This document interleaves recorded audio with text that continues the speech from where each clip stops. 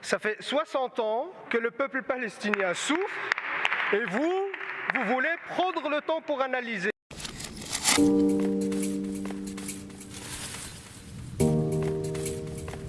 Monsieur le ministre, mardi après-midi, le président américain Donald Trump et le Premier ministre israélien Benjamin Netanyahou ont présenté le deal du siècle, un plan de soi-disant de paix, qui est en réalité un plan d'annexion, qui s'assoit sur le droit international et qui bafoue 66 résolutions de l'ONU. Un plan qui normalise la situation actuelle, la situation de l'occupation qui fait vivre un enfer au peuple palestinien. On peut parler des maisons détruites à coups de bulldozer, on peut parler des millions de réfugiés chassés de chez eux, on peut parler des paysans qui sont chassés de leurs terres, qui est leur seul moyen d'existence, des arbres, des oliviers qui sont détruits, brûlés. On peut parler des bombardements répétés à Gaza qui ont fait des milliers de morts avec un tiers d'enfants. On peut parler de ça toute l'après-midi, il y en a plein. Dans ce plan, qu'est-ce qu'on propose à ces Palestiniens? On leur demande d'accepter la situation, que rien ne va changer, que ça va continuer comme ça, et qu'ils sont condamnés à vivre dans un état d'apartheid. Le mot apartheid, il ne vient pas de moi. C'est le mot qui a été utilisé dans le communiqué officiel de B'Tselem, qui est une ONG israélienne qui regroupe des avocats, des journalistes, des académiciens et même des membres du Knesset. Et dans ce communiqué, on dit, je cite, « Ce que l'on offre aux Palestiniens en ce moment, ce n'est ni des droits, ni un État, mais un état permanent d'apartheid. » Monsieur le ministre, je vous ai apporté une carte.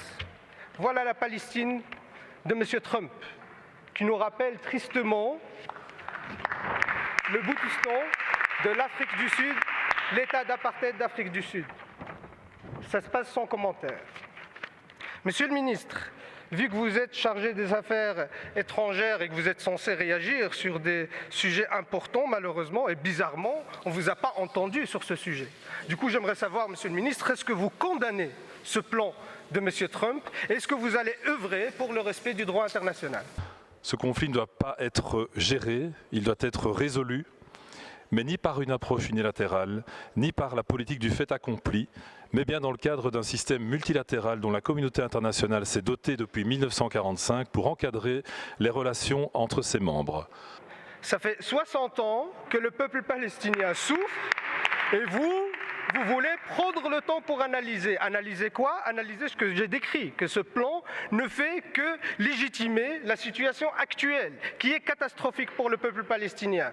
Vous voulez œuvrer pour la paix, monsieur le ministre. Si vous voulez œuvrer pour la paix, faites en sorte qu'on respecte le droit international. Pour faire respecter le droit international, il faut mener des sanctions contre l'État d'Israël. Pourquoi cette hypocrisie? Pourquoi ce deux poids, deux mesures? Quand c'est d'autres pays qui bafouent le droit international, vous êtes les premiers à courir et aller leur dire, et aller leur faire des sanctions, et aller faire des condamnations. Mais quand ça concerne le peuple palestinien, quand ça concerne Israël, les États-Unis, là, puisque c'est nos alliés, c'est silence radio. Vous voulez prendre le temps. Il est déjà trop tard, monsieur le ministre. C'est maintenant qu'il faut prendre des